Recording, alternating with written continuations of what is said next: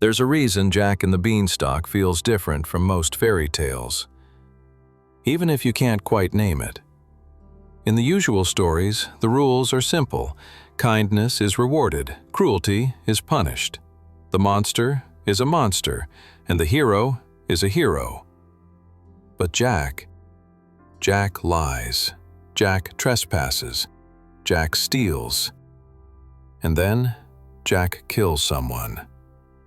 And somehow, the story still crowns him. That's the puzzle. Because if you strip away the magic, this isn't a tale about bravery.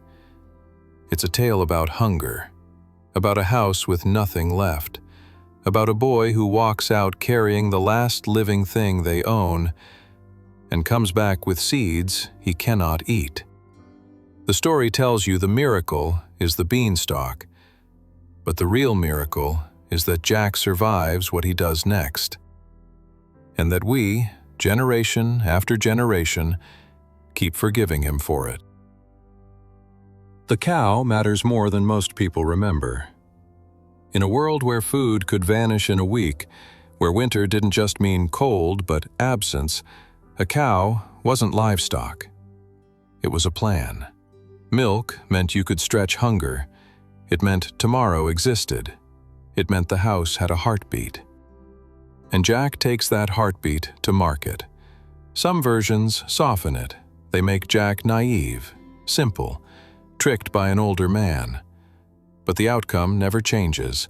Jack comes home without the cow, with nothing the family can use. And his mother, for once, behaves like reality.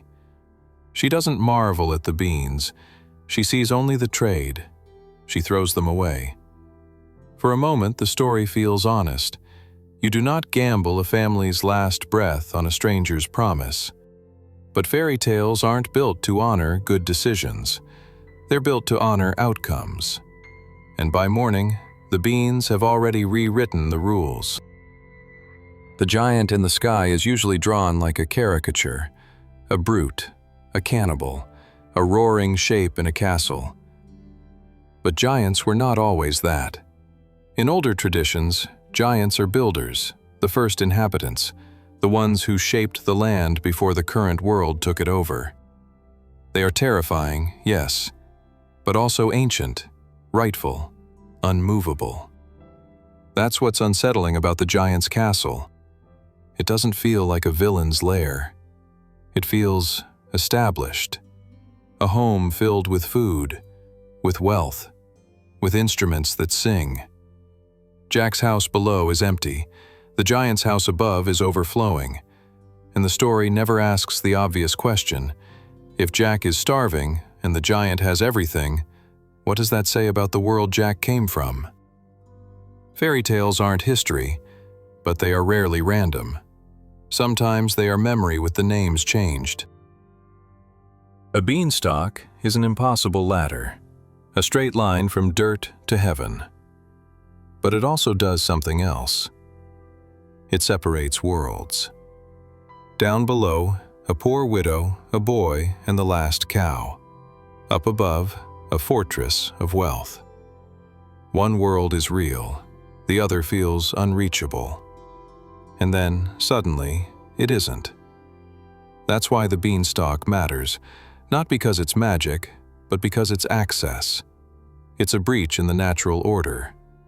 The poor don't just become rich in this story, they break into richness.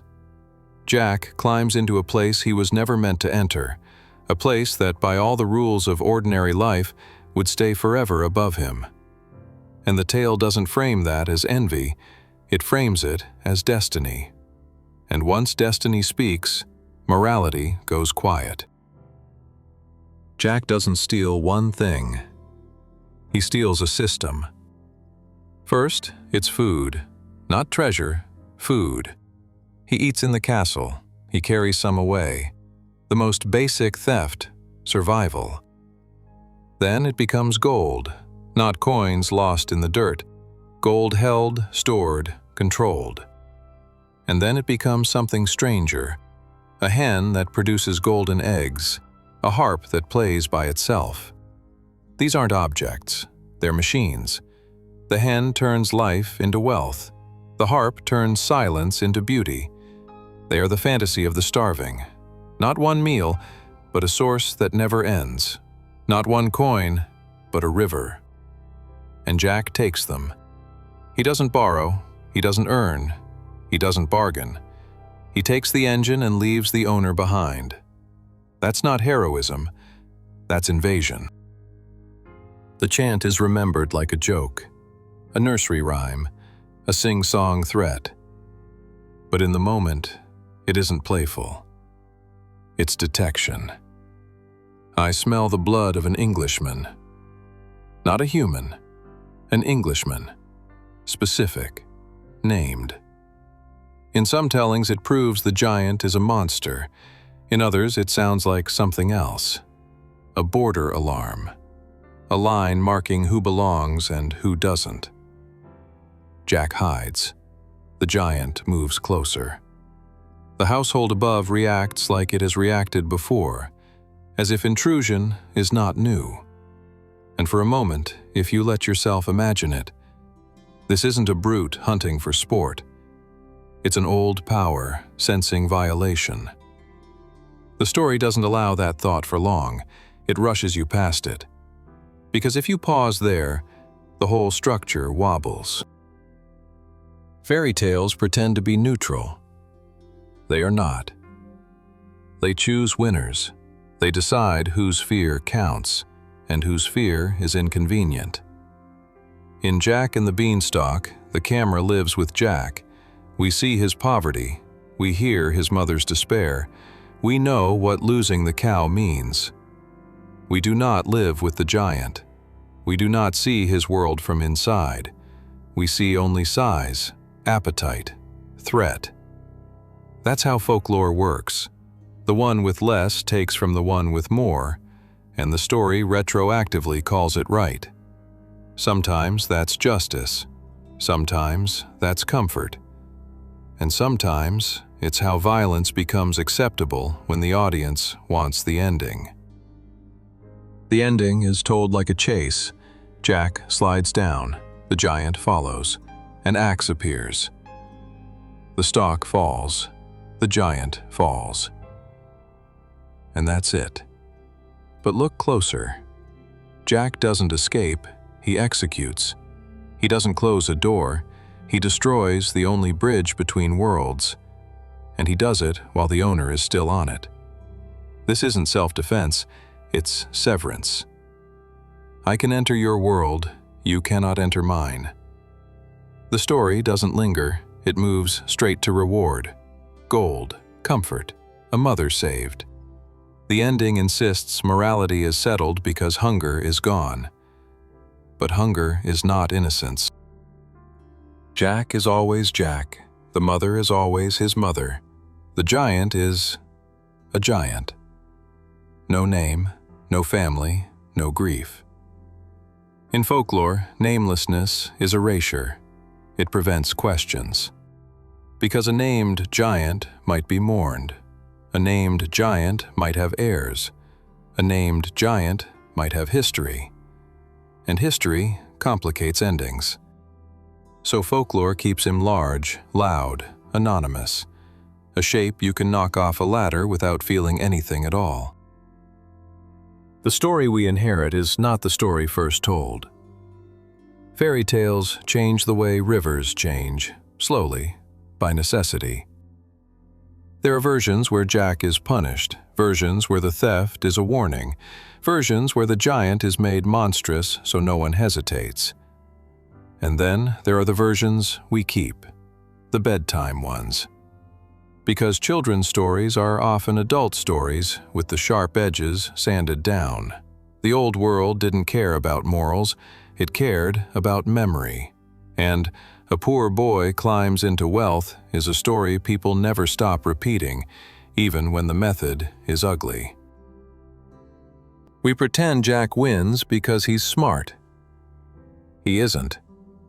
He wins because the world above is careless.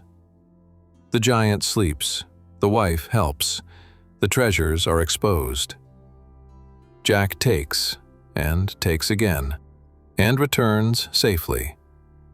If this story believes anything, it's that power can be stolen cleanly.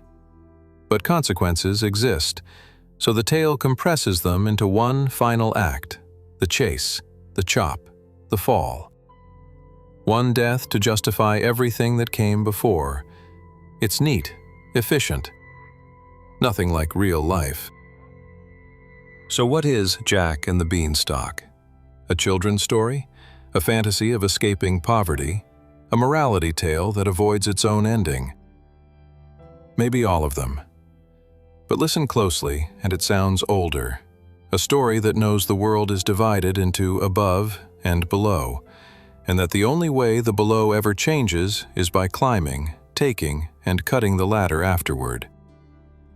It teaches a quiet lesson: that survival is forgiven, that victory rewrites guilt, and once you reach power, you are allowed to destroy the path behind you. And Jack isn't alone, because there is another story we tell children: a powerless figure, a strange land, illusions of authority. A fantasy that may actually be about control. That story is The Wizard of Oz. And like Jack's Beanstalk, it isn't nearly as innocent as we were taught to believe.